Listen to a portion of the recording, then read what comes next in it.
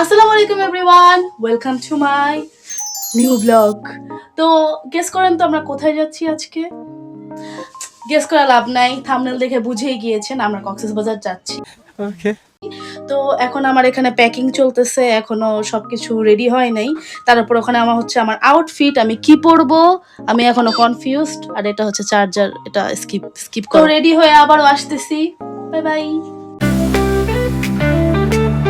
দেন bag গুছিয়ে ready হয়ে বের হয়ে যাই আমরা। আমার হাতে এটা সাগরের ক্যামেরা ছিল, ও নাকি ব্লগ করবে এজন্য ও ক্যামেরা নিয়ে নিছে। আমরা বাসা থেকে বের হয়ে 5:10 দিকে, আব্বু এখানে আমাদের রিক্সা উঠিয়ে দেওয়ার জন্য বের হয়েছে। তো আমরা রিক্সাও পেয়ে যাই, উঠে যাই। এখানে প্রায় লেট হয়ে গেছে আমাদের, আল্লাহ জানে ট্রেনটা ধরতে পারলেই হয়। অলরেডি 5:30 বেজে গেছে, অনেক লেট হয়ে গেছে। এখানে সাগর ভিডিও করতেছে। আমাদের অনেক অনেক দিন হয়েছে আমরা এত সকালবেলা বের হই না, তো অনেক দিন পর সকালবেলা বের হয়ে খুবই ভালো লাগতেছিল, ওয়েদারটা অনেক ঠান্ডা ছিল। তো আমরা কমলাপুর রেলওয়ে স্টেশনে এসে পড়ি। প্রায় অনেক বছর পর আমি আসলাম এখানে। লাস্ট এসেছিলাম যখন আমরা চট্টগ্রাম যাই আমার একটা কাজিনের বিয়ে খেতে। তো তখন আমি ট্রেন দিয়ে আব্বুর সাথে গিয়েছিলাম। এখন অলমোস্ট 6টার মতো বাজে। আমরা আমাদের ব্যাগপত্র সবকিছু রেখে ওয়েট করতেছিলাম, এখনো ট্রেন আসে নাই। এখানে আমরা ট্রেনের সিটটা দেখতেছিলাম। ট্রেন প্রায় আধা ঘন্টা লেট ছিল, জানি না কেন। তো অবশেষে ট্রেন চলে আসে, এখন আমরা যাচ্ছি। এখানে আব্বু আমাদের জন্য চিপস, তারপর জুস অনেক কিছু দিয়ে দিয়েছে। এই হচ্ছে আমাদের ট্রেন। তো এখন আমরা উঠে গেছি। উঠে যে সাগরের প্রচন্ড ঘুম আসতেছিল, তার ঘুম হয় নাই, প্লাস আমারও ঘুম হয় নাই। বাট আমি জার্নির সময় আমি ঘুমাতে পারি না, এটা আমার একটা অভ্যাস। সেটা বাস জার্নি হোক, ট্রেন হোক, গাড়ি হোক, যেটাই হোক। তারপর একটু কফি খেয়ে নিলাম যাতে একটু ভালো লাগে, মাথাটা একটু ভার ভার লাগতেছিল। এখানে ট্রেন আসতেও লেট করেছে, এখন ছাড়তেও লেট করতেছে। 6:15 ট্রেন, প্রায় 7:30টার দিকে তারা ছাড়লো। আমরা যেহেতু সকালে নাস্তা করে বের হই নাই, প্লাস এখানে এসেও আমরা কোনো নাস্তা করিনি, এর জন্য এখানে চিপস যা আছে আব্বু যা যা দিছে সবকিছু আমরা খেয়ে ফেলতেছিলাম। ওয়েদারটা মেঘলা মেঘলা ছিল, প্লাস মনে হচ্ছিল বৃষ্টি পড়বে। যা গরমের থেকে তো বেটার এই মেঘলা থাকা। তো আমাদের জার্নিটা মোটামুটি আমাদের খুবই ভালো লাগতেছিল।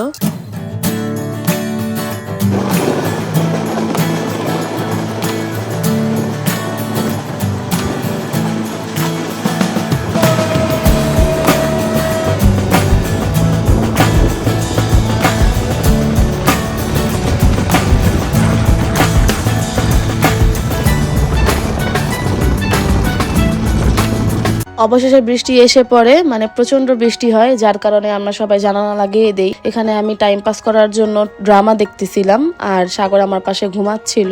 তার কিছুক্ষণ পর আবার ট্রেন থেমে যায়। অতিরিক্ত বৃষ্টির কারণে রেল লাইনে অনেক গাছ পড়েছিল, এজন্য একটু একটু সামনে যেয়ে ট্রেন থেমে যাচ্ছিল। আমাদের প্রায় আধা ঘন্টা এখানে ওয়েট করতে হয়। বলতে গেলে এই জার্নিতে অনেক অনেক লেট হয়, যেখানে 6 ঘন্টার জার্নি আমরা 10 ঘন্টায় কমপ্লিট করি। মানে সামনে তো আরো অনেক কিছুই আছে, আপনারা দেখবেন অবশ্যই, তখনই বুঝতে পারবেন আমি এই কথাটা কেন বলছি।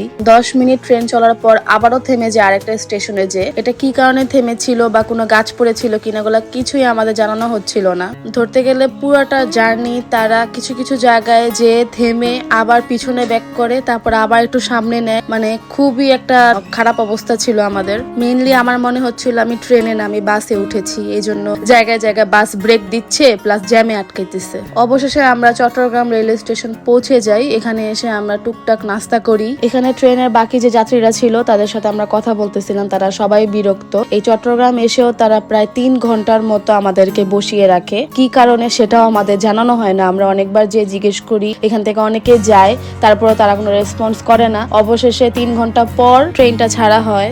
এখন আমরা কক্সবাজার রেলওয়ে স্টেশনে আসি, যেখানে আমাদের আসার কথা ছিল দুপুর 2টায়, সেখানে এখন রাত 10:20 বাজে। এখন আমরা আসছি এখানে। প্রায় 6 ঘন্টার জার্নি আমরা 10 ঘন্টায় শেষ করে এখন আমরা আসলাম। ট্রেন থেকে নামার পর রেল স্টেশনে স্বাভাবিকভাবে প্রচন্ড ভিড় ছিল। ভিড় থাকার পর ওয়েদারও খারাপ ছিল, গুড়ি গুড়ি বৃষ্টি পড়তেছিল। আমি ভয়ে ছিলাম বেশি বৃষ্টি যাতে না পড়ে, তাহলে আমাদের অটো নিতে অনেক প্রবলেম হবে। এমনিও প্রচুর প্রবলেম হচ্ছিল, অটো ভাড়া মানে অতিরিক্ত চাচ্ছিল, যেটা ভাড়া তার থেকে অতিরিক্ত। যেমন কেউ 700, কেউ 800। আমাদের অটো পেতে অনেক প্রবলেম হয়। অনেকক্ষণ ওয়েট করার পর আমরা অবশেষে 400 টাকা দিয়ে একটা অটো নেই আমাদের হোটেলে যাওয়ার জন্য। খুবই বাজে একটা জার্নির পর অবশেষে আমরা হোটেলে আসি। এখানে এসে আমার একটু মন ভালো হয়ে যায়। আর রুমের এখান থেকে যে সাগর দেখা যায়,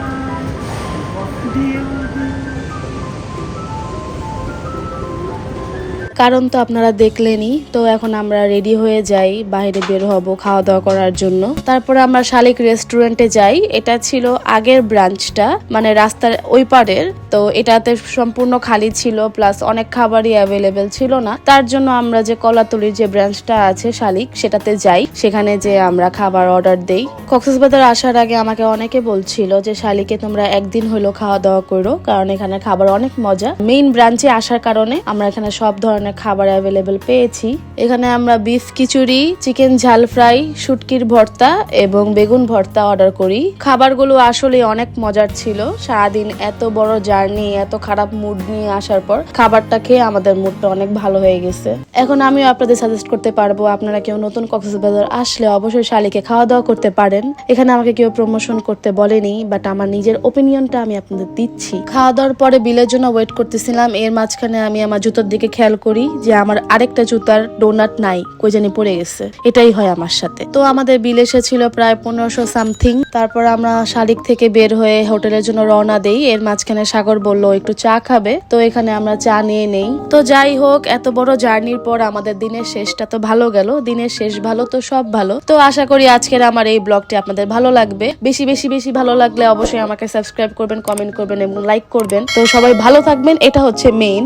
তো আল্লাহ হাফেজ।